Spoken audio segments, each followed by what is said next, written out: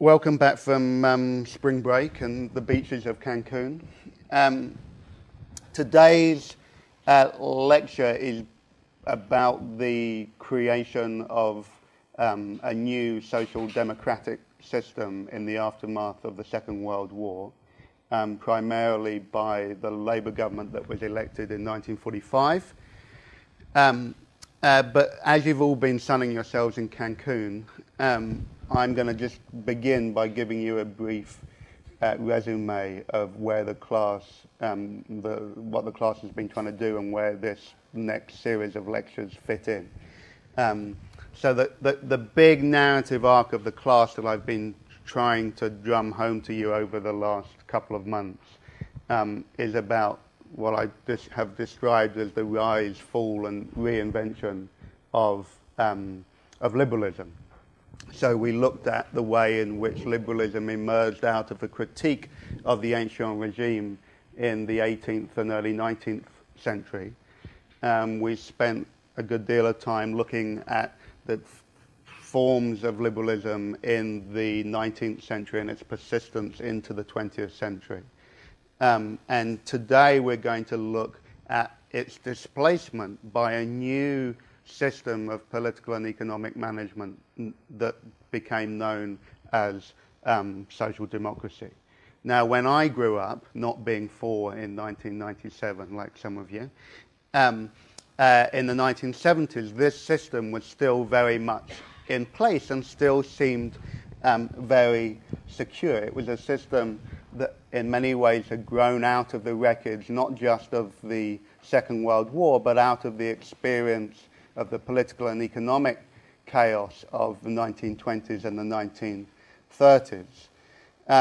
And it had been remarkably successful. It had delivered unparalleled prosperity to the British people, unparalleled levels of employment, of health, of education, and of housing. And it had done so through a new approach to government that had made planning and the management by technocratic experts absolutely central to the way in which the state and government worked. So central that it even extended to economic life and to the management of economic relations. Indeed, the economy was entirely restructured. That is to say that key parts of the economy were taken into public ownership.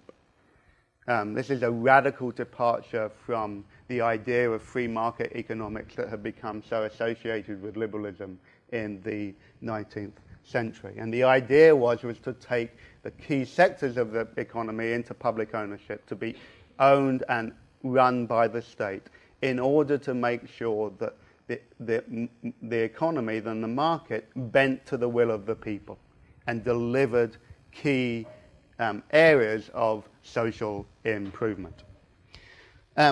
Now, even though when I grew up this system seemed very secure, it subsequently came to a rather rapid end.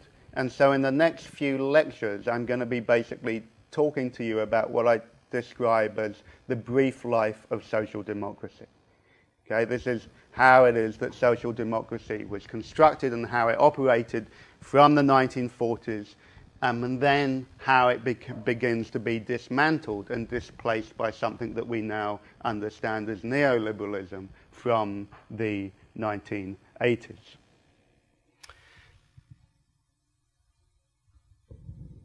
To be able to explain the rapidity of that collapse from the 1980s, I think that we have to try and take seriously as historians the achievements of social democracy, what it was that social democracy did well, but we also have to understand its inadequacies. We have to understand why it became so vulnerable to criticisms and to new political directions in the 1970s and the 1980s, why it became so vulnerable to a new type of politics at that time. And so that's basically what I'm going to be trying to do in the next few lectures. Okay, so enough of the general fitting this into where it fits in the class now onto the lecture itself. I want to begin by reminding you that the Second World War was not as culturally traumatic for the British people as the First World War had been. And I talked about that last time we met, primarily in terms of the reduced levels of mortality. There had been over 1 million casualties in the First World War of British and colonial soldiers. There were basically a quarter of those in the Second World War. But the Second World War, I'm going to suggest to you today, was politically far more transformative than the First World War had been. Now, as we saw in the last lecture, there's a big debate that rages amongst historians about how transformative, how politically transformative the Second World War had been, how radicalized the British people had been, and how much they embraced the Labour Party manifesto of Let Us Face the Future and the new model of social democracy it promised. But while it may be true that the British people may have been hesitant about embracing this new system, this new call to face the future by the Labour Party, it's certainly evident that the British people did not want a return to the chaos of the 1920s and the 30s, or the same retreat from the political promises that had been held out to them after the First World War, of a new social contract and houses fit for heroes and all of that stuff.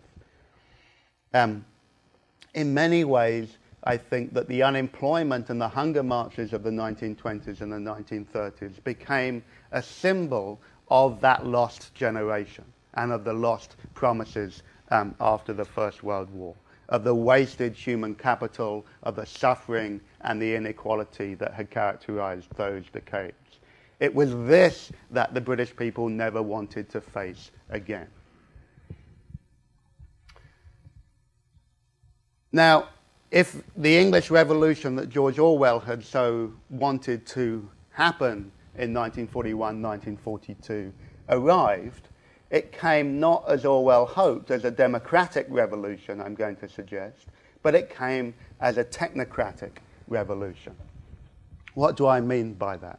Well, basically, what I'm going to be arguing to you today is that the wholesale restructuring of the British economy and society in the decades following the Second World War was wrapped up in a language of modernization, and sometimes even the cultural forms of modernism.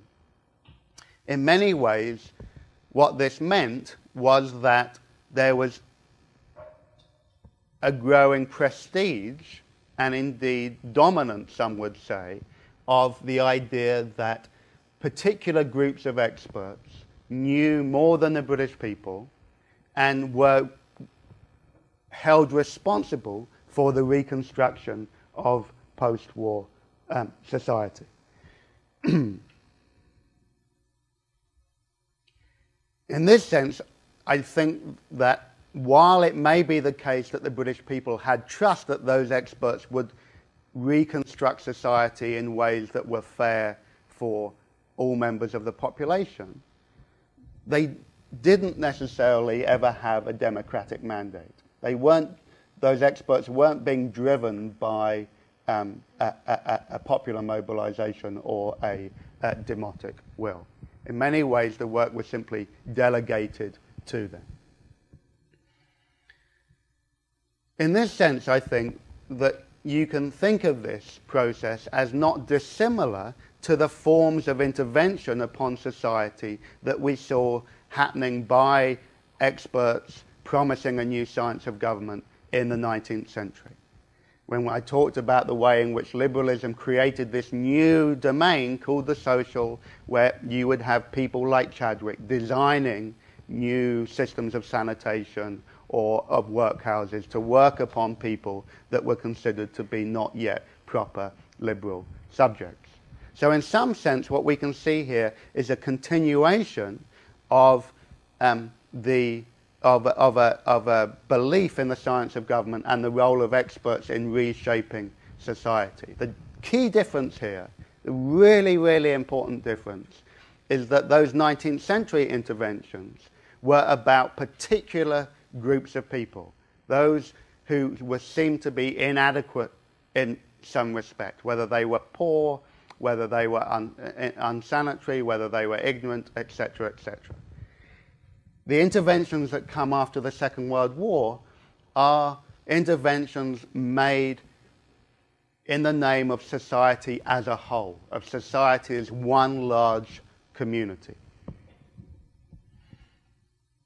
Nonetheless, what I'm going to be suggesting to you is that there is a long ideological shadow of liberalism that remains evident in the reconstruction of British society after the Second World War. And in many ways, the very best indication of that, or the very best illustration of it, is the Beveridge Report of 1942 that we talked about last time. Here you have a new model of universal social insurance that would cover everybody, would provide them forms of welfare from the cradle to the grave, and yet it was presented as an attack upon ignorance, squalor, idleness, disease, and want. This is a very Victorian liberal set of terms. In many ways, you see that there is some of the same sense of condescension towards people who were thought to be ignorant, squalid, idle, or unhealthy. The other thing I'm going to try and suggest to you today is that if this long trail of liberalism is still evident, there were also material limits to the construction of social democracy as much as ideological ones. In many ways, the conditions of emergence of social democracy couldn't have been worse. You couldn't have imagined a worse set of circumstances. Britain was effectively bankrupt, having fought 2 world wars in the space of 20 years. And the state of financial ill health that Britain found itself on had, as we'll see, real consequences for the attempt to develop a new social democratic infrastructure of houses and schools and hospitals. In this sense, I'm going to say to you that social democracy in Britain, in a way, seemed to be housed in a very Victorian framework, both ideologically but also materially. As you'll see, many of the schools and the hospitals actually took place in old Victorian buildings. And I think this is profoundly significant. Okay, so let me move on to talk about how it is that social democracy was constructed after the war. And I'm going to talk to you about it in the 4 categories that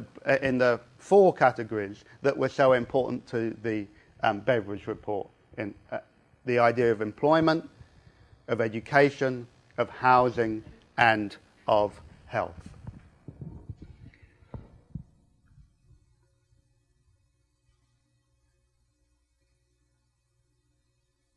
Now, the big question that we have to face today is whether that Victorian framing of the Beveridge Report in terms of idleness, want, squalor, ignorance and disease was transformed into a more positive recognition of employment, of poverty, of education, of health, and of housing. These were the counterparts of all of those terms. Okay? How far then does the Labour Party and the Labour Party's manifesto and the Labour Party's policies in the years after the war? How far did it transform those into a more positive conception of social rights?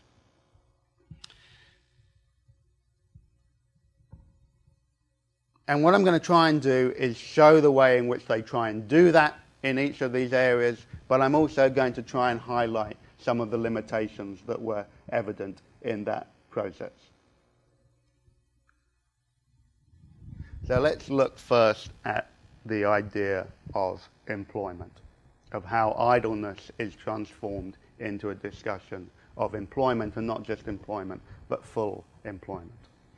1944 was a very important year here. You'll remember that the plans for post-war construction had basically been feverishly discussed and debated since 1942. And the idea of employment and the state's responsibility for securing employment for its people was one of the key areas of that discussion. In 1944, William Beveridge, this hyperactive man, publishes a key document called Full Employment in a Free Society. Full Employment in a Free Society. And there are two important things about this document. One is that it defines full employment as achieving employment for 97% of the population. I recognize that there would be still around 3% of unemployment. The other key indication, the other key innovation of this was that it placed responsibility on the state to deliver full employment by the means of Keynesian demand management. Okay, so this is an enormous transformation from the 1920s and the 1930s, where so many people had been unemployed and the state took no responsibility really for their employment, apart from a very few number of limited works in the so-called distressed areas. 1944 was also the year where the government published its white paper on employment, which basically took up Beveridge's arguments. Now, in some ways, this seems like a radical proposal in the context of the 1920s and the 1930s, and yet it was very much in the air generally. It was hugely influential across the Dominion. So in Australia, they get a Full Employment Act in 1945 that looks almost identical to the government white paper in Britain. Even the United States of America has its own Full Employment Act in 1946.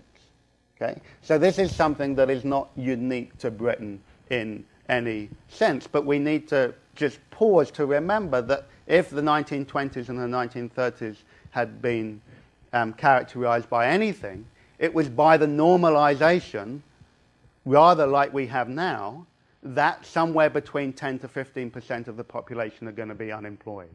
We now routinely think that 10% unemployment is bad, but it's tolerable. That's more or less the figure that we have now. Here we have a context in which governments across the world are pledging themselves to say, no, full employment is an absolute necessity to the legitimacy of the government. Full employment in Britain, i.e. an unemployment rate of under 3%, was achieved in 1948 and lasted until 1970. So over 2 decades of so-called full employment. So how was this achieved? It was importantly achieved by the state taking a central role in the management of economic life. And the first element of that was the idea of the mixed economy, this hybrid combination of private and public ownership. And public ownership was achieved through a program of nationalization, the nationalization of certain key sectors of the economy. In 1946, you can see at the bottom of this slide, the Bank of England and the coal industry were nationalised. Remember how symbolically important the coal industry had been since the late 19th century, and certainly between in the 1920s when the general strike had came out of the conflicts in the coal sector. Air, road and rail were nationalised in 1947, gas and electricity in 1948, and then iron and steel in 1951. By then, 2 million workers, 10% of the workforce, were employed in this new public sector. That gave the state an unbelievable amount of control over economic life. But that wasn't all, because the state was also a huge employer in other respects too. Most importantly, the new welfare services that the state was creating, which we'll learn about in a minute, meant that by 1945 there were 400,000 workers in the new welfare state, and that grows by about 200,000 by the early 1950s. It's also the case that the British arms industry continued to be hugely important. So it wasn't just the fact that the government was employing the new teachers and nurses and social workers. They were also had an important role in terms of industrial and technical civil services. There were something like 423,000 workers in the defense industries by the middle of the 1950s. So these three very key areas that gave the state a very strong control over forms of employment and therefore rates of wages and many other things as well, which we'll come to in a later lecture. Yeah. Sure.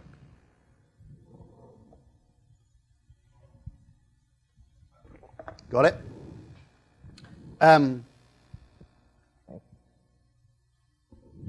Now, this is all the more remarkable because, as I said at the beginning, Britain was in a type of financial state of emergency in 1945. You see here a graph of the level of national debt that had been growing, that had been steadily cut by cheap government in the 19th century, raised dramatically in the era of the First World War, and peaked in 1945. So despite this calamitous financial position, again, not that dissimilar to the one that the world faced in 2007, this new system of social democracy was constructed upon a perilous financial position. So the austerity measures that we have experienced over the last 5 years have not been a necessary consequence of financial crisis. And this is a good example of why not. In 1945, Britain had £22 billion worth of war debt. There was a debt of something like £2,000 per capita. National debt was 238% of GDP by 1947. It had been just 125% in 1939. So the cost of the war had been prohibitive, but then so too was the cost of reconstruction after the war, and in many ways that was made possible by US loans.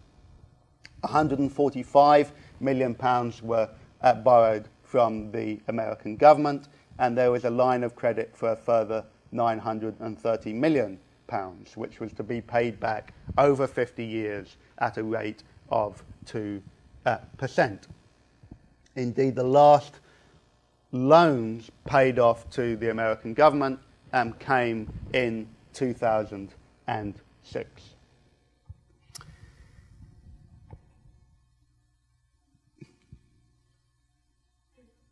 Now, I'm not trying to suggest to you that everything was rosy in the garden despite these financial conditions. There was a widespread perception of austerity that was primarily associated with the continuation of rationing. So rationing, as we saw, was an essential component of Britain's management of the war, and many of the key forms of rationing continued deep into the 1950s. Many foods continued to be rationed until 1954. Clothing, coal and furniture even continued to be rationed down to 1958 and becomes a politically very contentious thing, as we'll see in the next lecture. So rationing clearly was one of the key ways in which people felt and experienced austerity. Another key limit to the achievement of full employment was the failure to democratize the workplace, which had been a key ambition of the incoming Labour government. In 1947, joint production committees, JPCs, had been introduced by the government. The idea was to try and facilitate a dialogue, a constructive and creative dialogue between workers and their employers, and to bring workers in to the management of industries. And this was led in the public sector. It was hugely unsuccessful outside of the public sector, where, of course, private employers were hugely antagonistic to this initiative. And indeed, many people in the public sector saw this as a very limited and, in a way, a rhetorical push rather than something of any real purpose. Another key limit that I want to emphasize about the delivery of full employment was its gendered nature. And I have to do a little bit of backtracking here to be able to explain that to you. Full employment was something that, of course, applied to men and to women equally. But the employment market was increasingly conceived as a male domain. And we can see this also in the design of the new forms of social insurance and welfare benefits. And in many ways, this ran counter to the actual trend. So there had been a rise of the number of married women that were in the workforce. In 1931, there had been just 10% of married women workers. By 1951, there were double that number. In fact, there were 22%. But this new system, this new social democratic system of full employment and social security for all, was predicated around the idea of a nuclear family with a male breadwinner wage. And a great example of that was the retreat that was evident in the granting of the Universal Family Allowance in 1945. So you'll remember that Eleanor Rathbone, part of that new feminist push in the 1920s and 1930s, had argued that women should be paid for their domestic labour, and that there should be a direct payment by the state to recognise women's labour in the home. When the family allowance came in 1945, the radical component of it was that it was given to all members of society, irregardless of the degree of wealth or poverty that they lived in. The less than radical component of it was that that was justified as a payment to the child. not to the mother. Okay, so it was a payment that was given to women on behalf of their children. And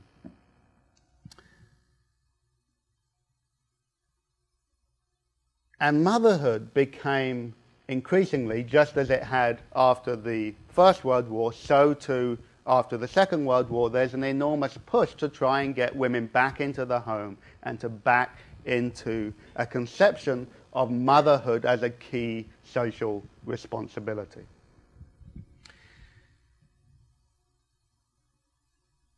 In some ways, this was a product of the fact that the birth rates had been declining since the beginning of the 20th century, and Britain was experiencing an increasingly aging population.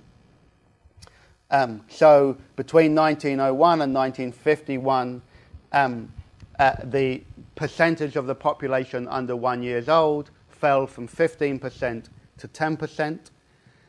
Those over 60 rose from 5 to 10%. Do you want those figures again?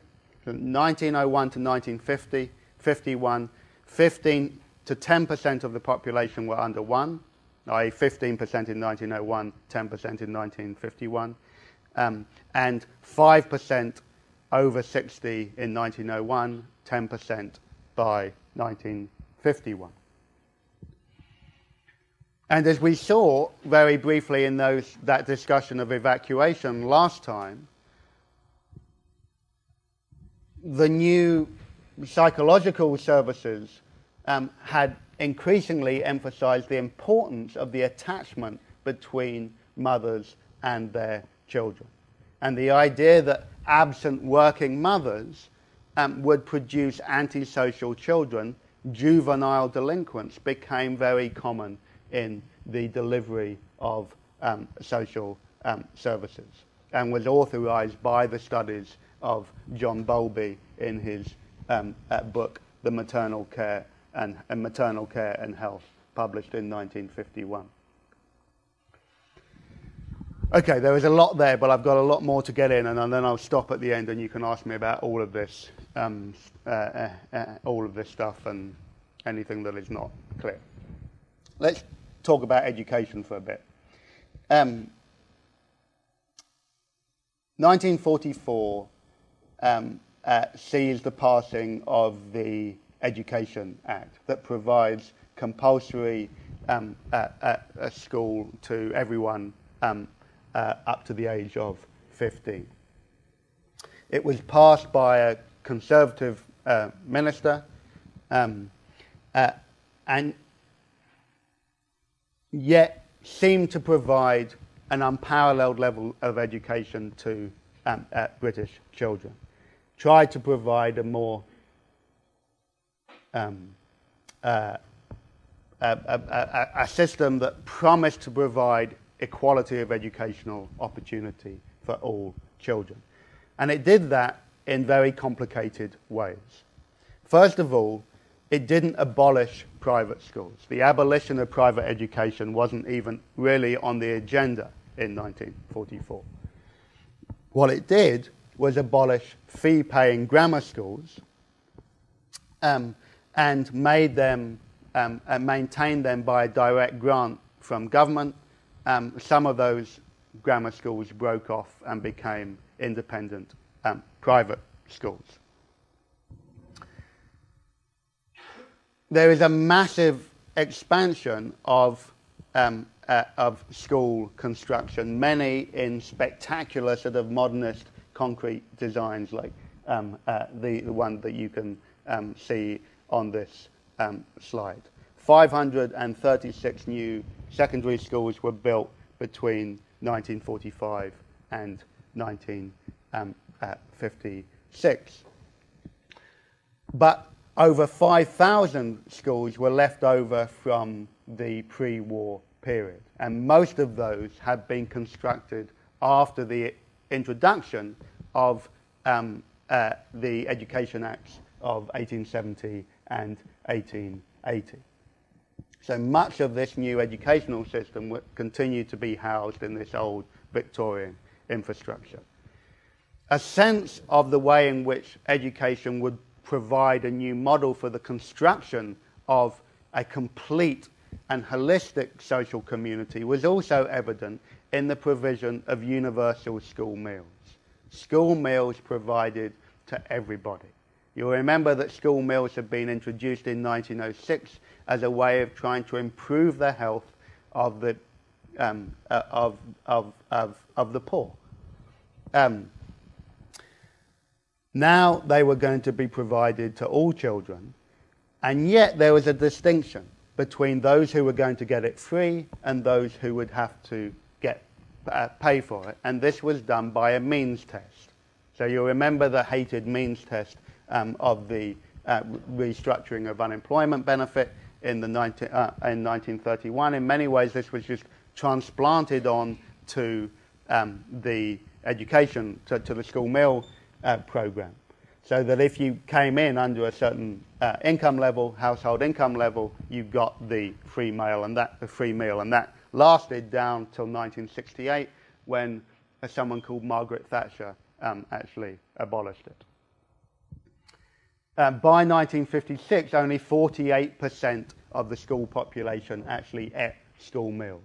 And the idea of the canteen or the cafeteria as this great mixing ground, this great place where people of all classes would mix together, became increasingly chimeric.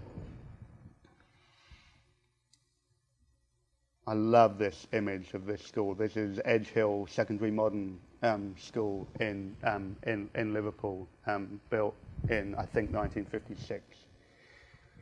Rather than getting rid of class differences then, the education reforms of 1944 and the following decades actually reinscribed them in quite important and profound ways. One reason for that was that children had to take an exam at the age of 11 called the 11 Plus. And this exam would stream them into different types of schools. Now, the educational theorist Cyril Norwood basically had come up with this idea that there were three types of minds. There was the abstract mind, the concrete mind, and the mechanical mind. And effectively, these three types of minds mapped quite easily onto the British class system. So abstract intellectual work, like you're all capable, was the elite upper middle classes. The concrete mind was that of the unthinking working class fit for manual labour, and the mechanical mind was of the new breed of technical expert that was going to populate the offices of state. Not only did this map onto the different class system, it also mapped onto the three different types of schools that were available after 1944. The grammar school, the secondary modern school, and the technical school. So 15% of school children went to the grammar school to engage and develop their abstract minds. 78% went to secondary modern schools to be prepared for a life of manual labour, and then 7% of school children went to the so-called technical schools. The other part of the failure of educational reform in the 1940s was the failure to democratise the university. The key difference between Britain and America here is that Britain didn't have any GI Bill. In fact, university education remained the preserve of a very narrow social elite. 2% of the population went to university in 1939, and by 1963 that had expanded to just 4%.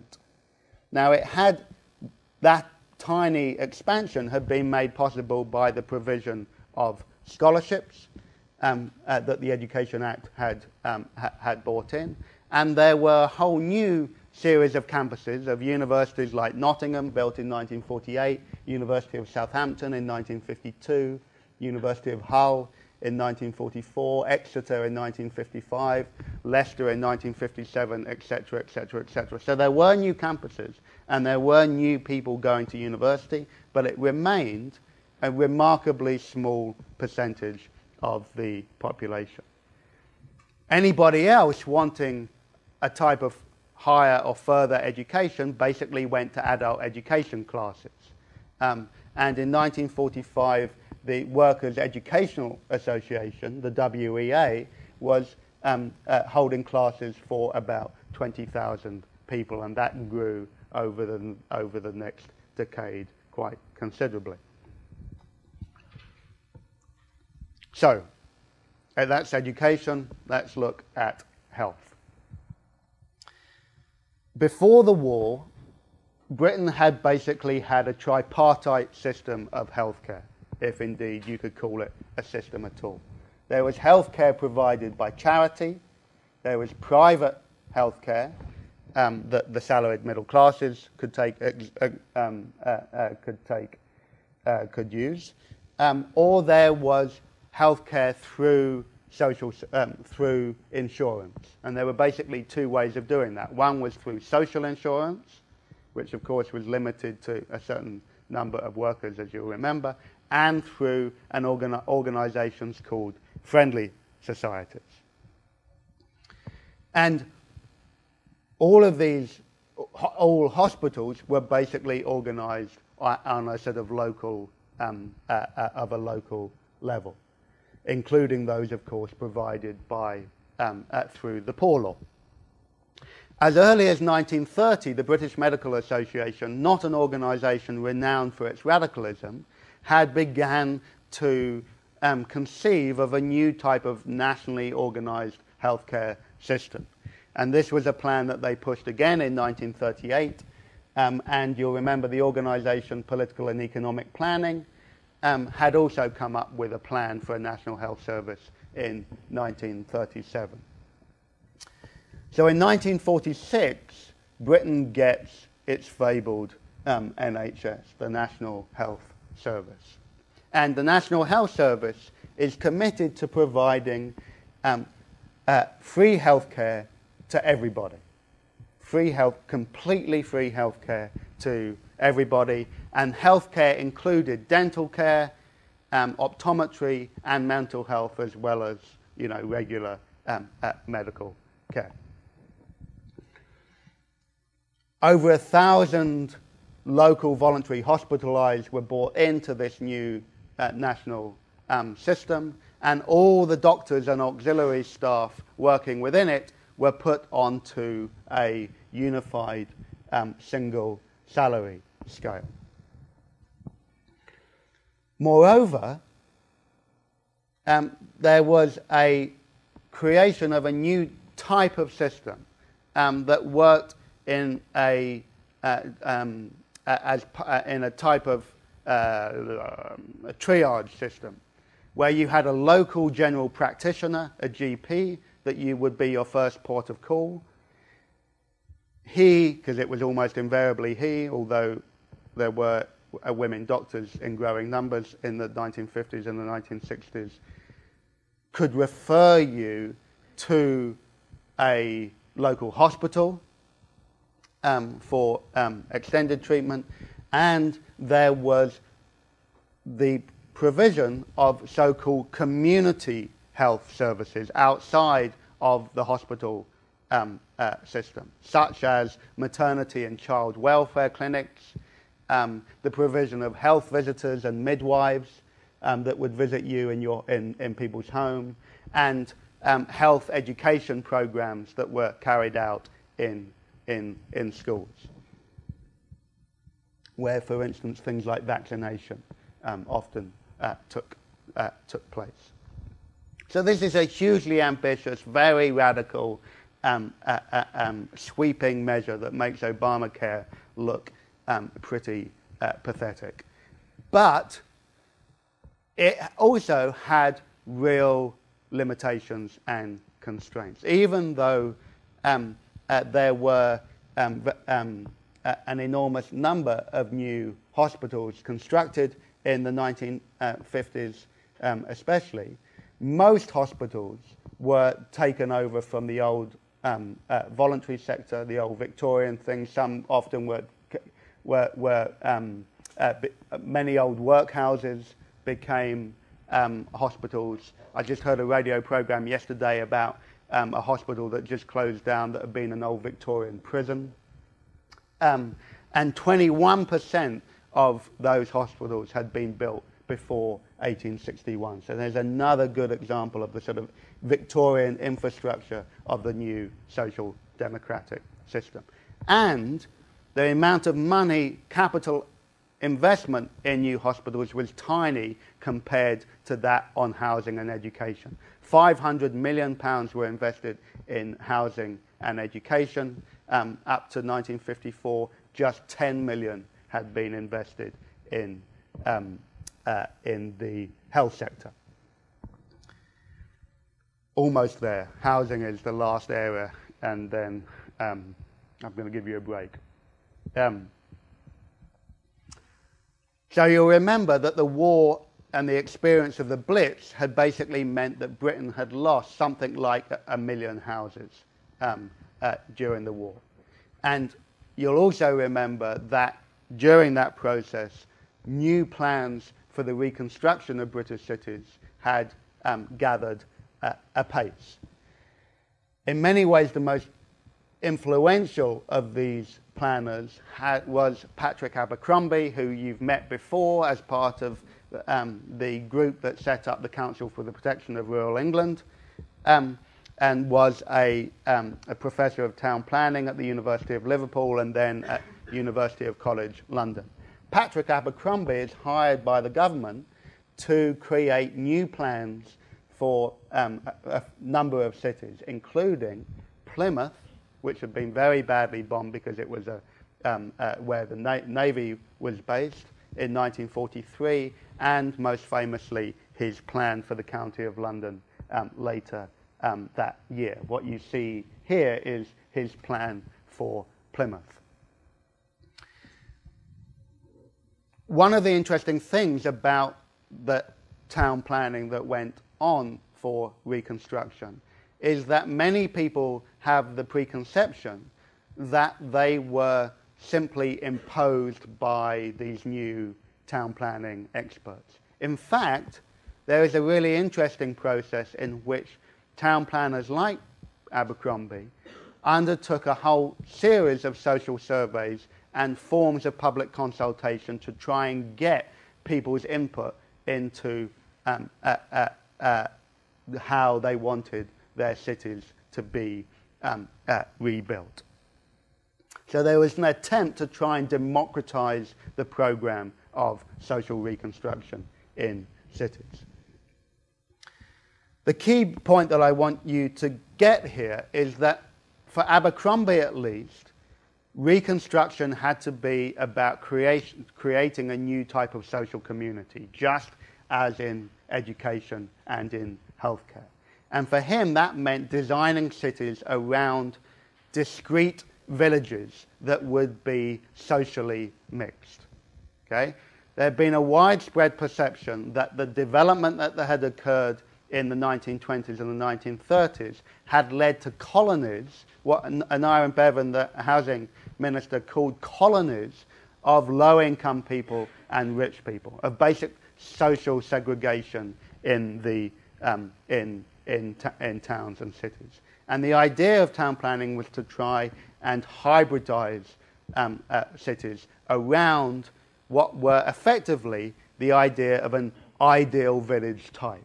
So here you see his plan for London, which all of these little circles represent the villages of London, what he wanted to think about as the villages of London, where they would have their own organic and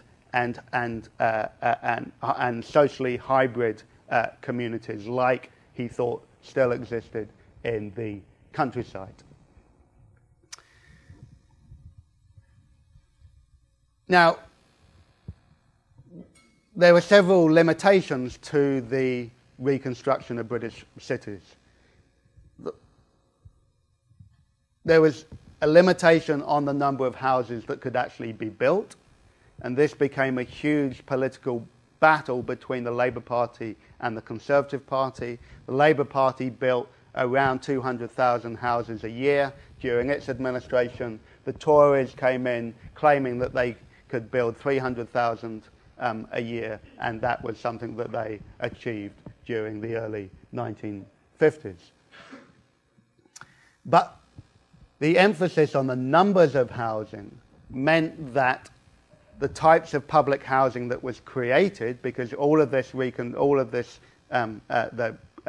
state-sponsored construction of housing was public housing, which is what we think of as projects. Many of them lacked the key resources that people thought were critical to building new types of communities. So out of 100 estates in 1952, for instance, only 1 of 46 nursery schools have been constructed, 6 out of 24 infant welfare clinics, 2 out of 22 playgrounds, 4 out of 50 community centres, 11 out of 46 libraries. Remember that the whole thing about planning, the absence of planning in the 1920s and 30s, is that you could have these vast estates without any transportation networks and no community services. So this was a determined attempt to try and avoid those failures, and they were severely circumscribed in terms of the actual community resources that went on the ground.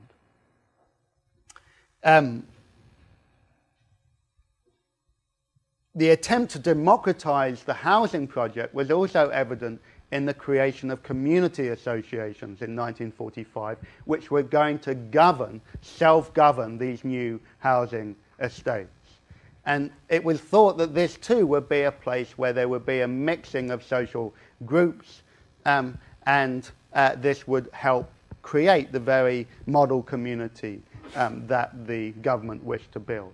In fact, we have some evidence that very quickly these community associations became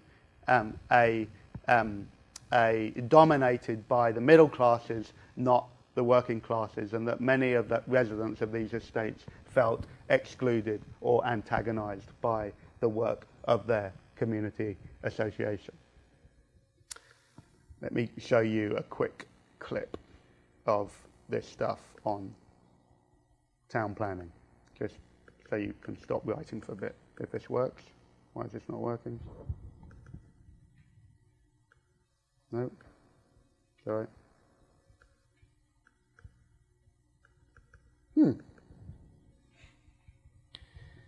The technology is failing me.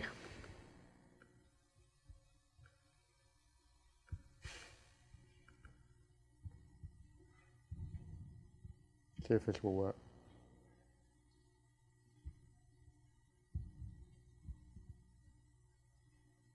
No? Okay. So rather than watch a little movie, I'm going to show you another movie in a moment. Does anyone have any questions over that vast amount of material that I've just splurged upon you?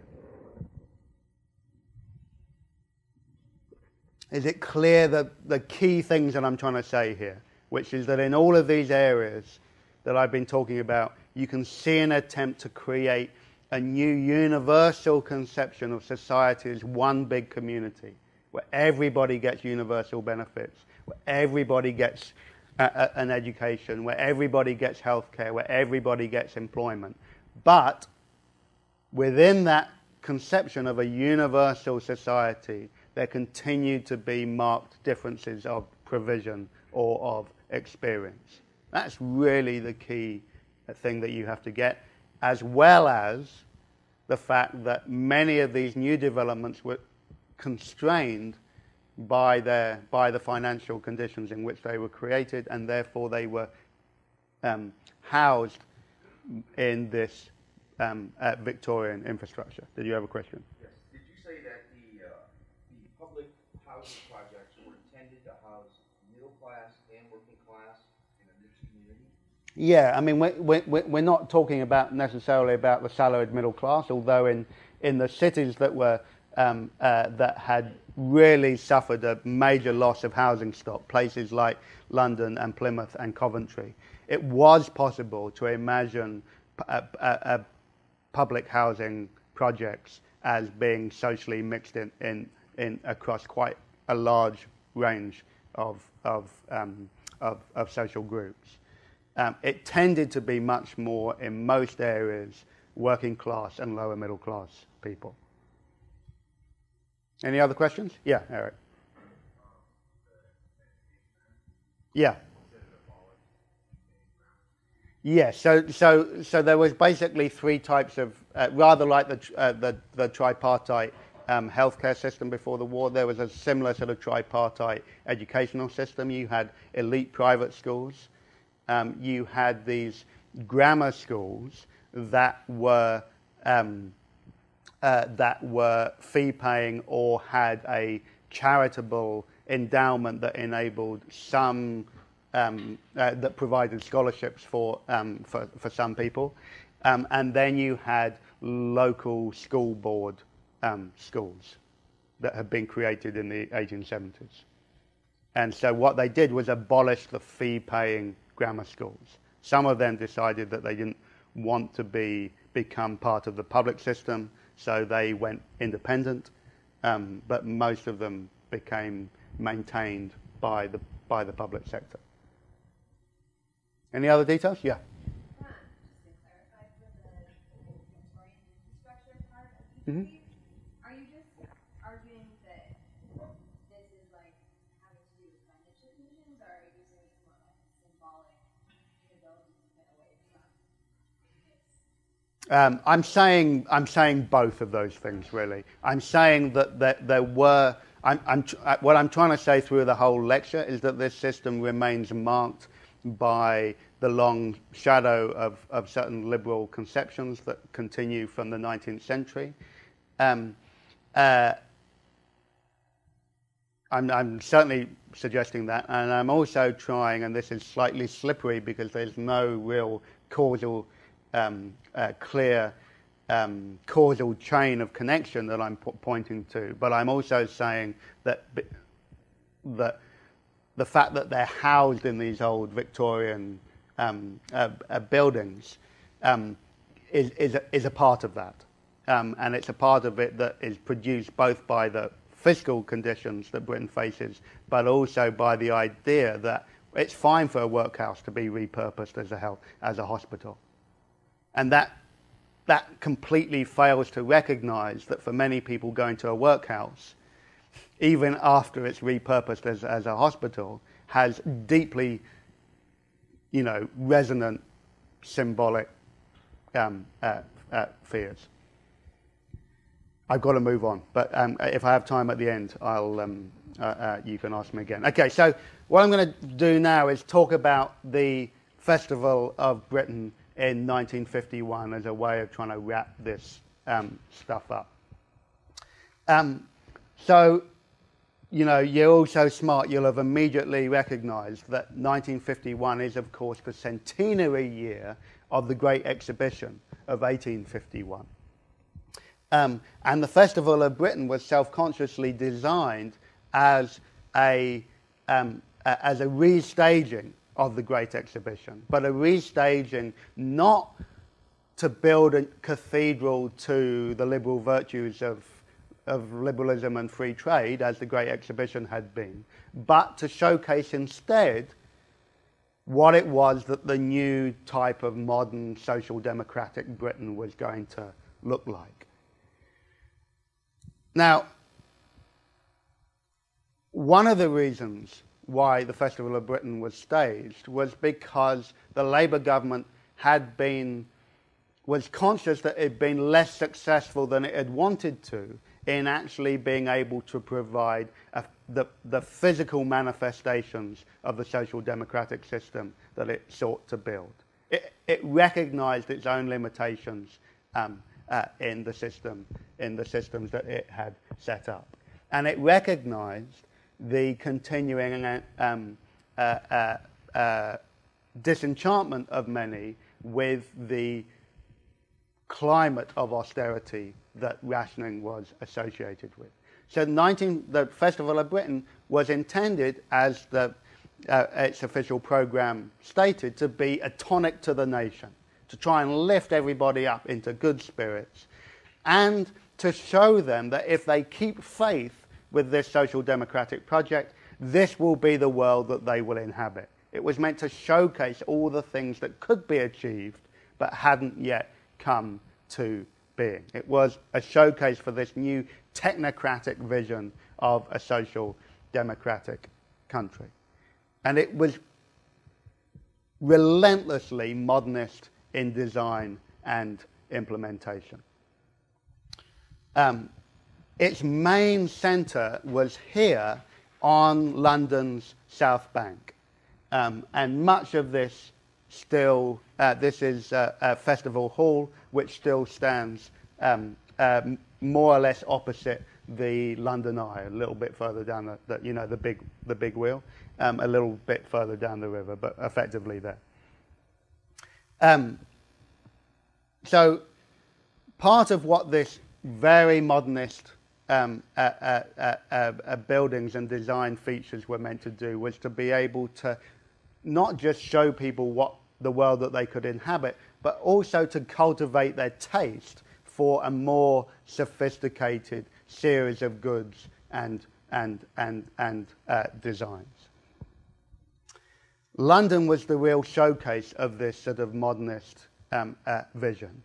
But it's important to recognise that unlike the Great Exhibition of 1851, there was also an attempt to democratise the process.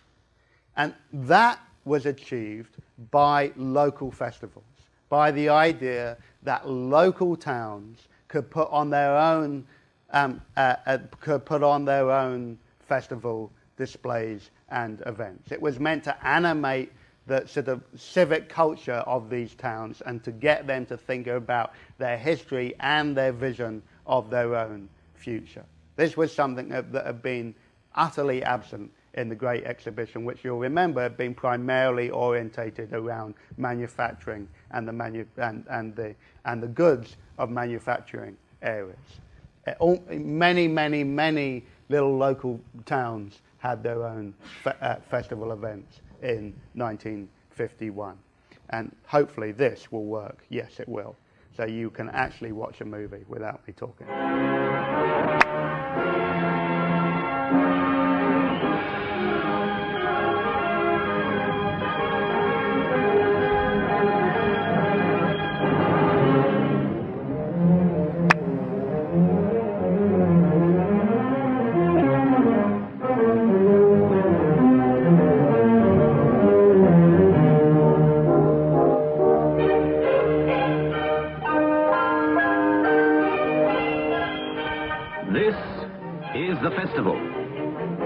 Something Britain devised halfway through this century as a milestone between past and future to enrich and enliven the present.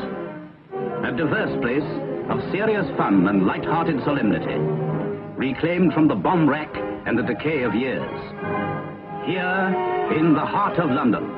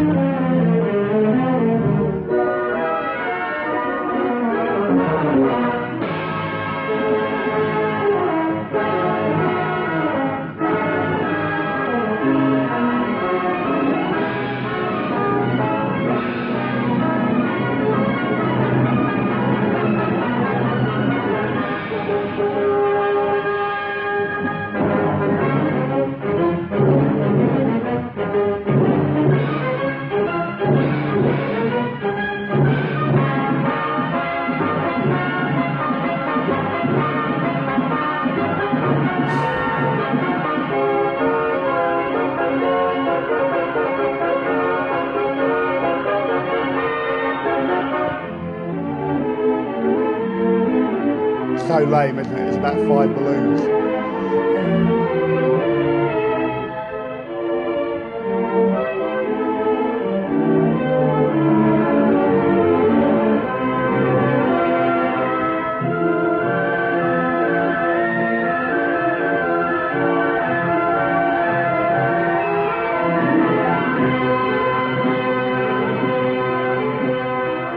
It is open house on the South Bank to those from home and to those who come from other lands.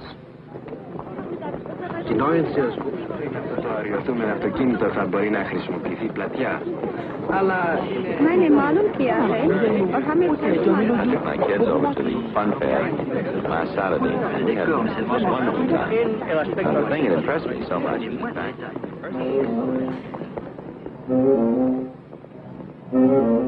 How to show the essence of Britain. Here, beneath the dome of discovery, vast as a city square, appears the story of the great researches, of man's probing into mysteries, of his revelations of the hidden worlds, his mastery of unknown things, his harnessing of secret forces.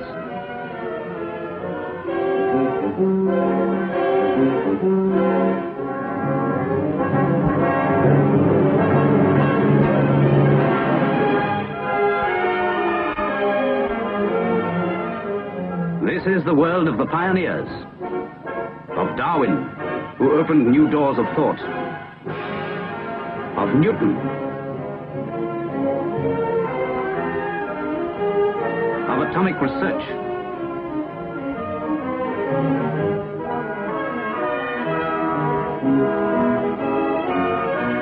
of Captain Cook,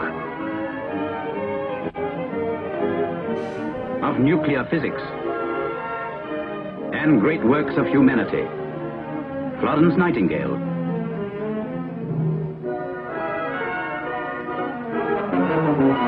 Alexander Fleming.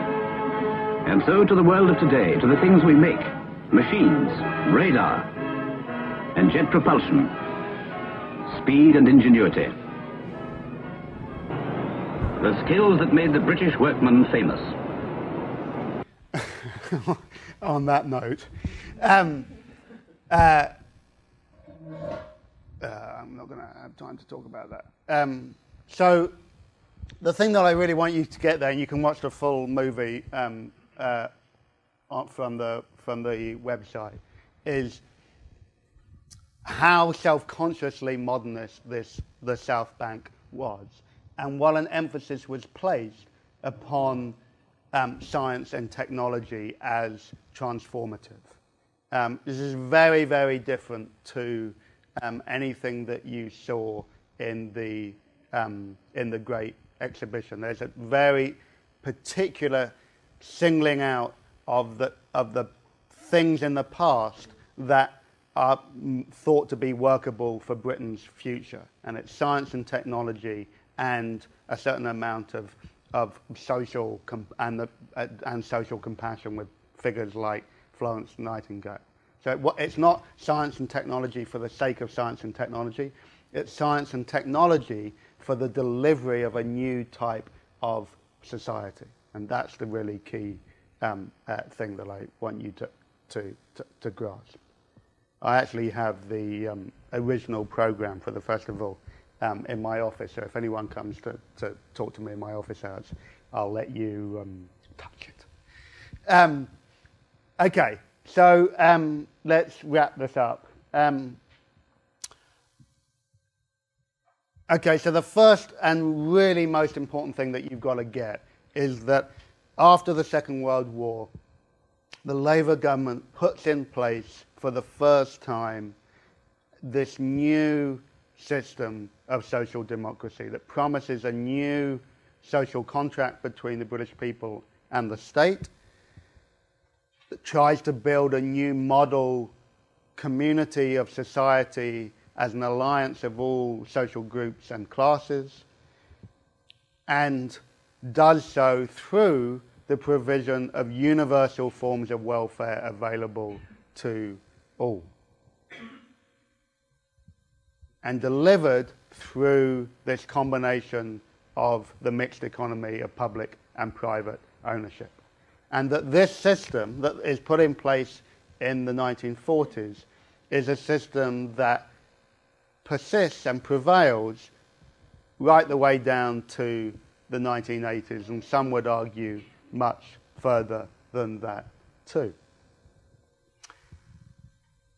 Nonetheless, to me, the 1980s is a key turning point, and in which the types of economic and social organization that had become the norm in the post-war period become criticized and dismantled.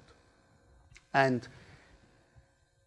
what I've been trying to do today is to try and show you some of the strengths of that system, some of the achievements of that system, and also some of its frailties, some of the compromised nature of its delivery. Part of that, I've been suggesting, is that this was not a democratic revolution. This was not Orwell's dream of the English Revolution. It was instead, I've been suggesting, one in which society as a whole was to be taken care of by technocratic experts who knew that there were three types of mind that could be modeled onto an education system, who knew that cities should be planned around socially mixed villages, etc., etc., etc. And of course, one of the reasons why this system begins to unravel in the 1980s is that people become less prepared to trust in experts to deliver their health and welfare. They want increasingly to take responsibility for that stuff by themselves. And even though I've been emphasizing that in some of these areas, and housing is a good example, there's an attempt, and employment, there's an attempt to try and get people democratically involved in the process. All of those are basically pretty much failures. The other point that I've been trying to drive home repeatedly is that the infrastructures that this new system was to be built around were also compromised. And they were compromised by the their Victorian inheritance. The schools, the hospitals, etc., etc. And what I've been also trying to say is that limitation was ideological as much as financial or material. That many of the old sense of the differences of class and of gender and of ethnicity, and I haven't talked about the empire at all, but I'm going to come back to that importantly in the next lecture, continue to mark and to demarcate how it was that these things were going to be delivered. So there's this promise of society as a universal thing where everybody gets treated differently, and yet the old sense of the importance of differences of class and of gender remain hugely important in terms of the delivery and experience of this new system. So one of the reasons why we might explain that material limitations of the reconstruction is, of course, the financial predicament that Britain faced in the 1940s and the 1950s. Hamstrung by the cost of the two world wars, hamstrung also, as we'll see in the next lecture, by its continuing ambition to play a leading role in world affairs, to try and position itself within the Cold War between the US and the Soviet Union, and critically to try and hold on to its empire, to give itself, to enable it to have this expanded role on the global stage. All of these things, I think, are fundamental to the compromised nature of the reconstruction of social democracy after the Second World War. Thank you. You are done.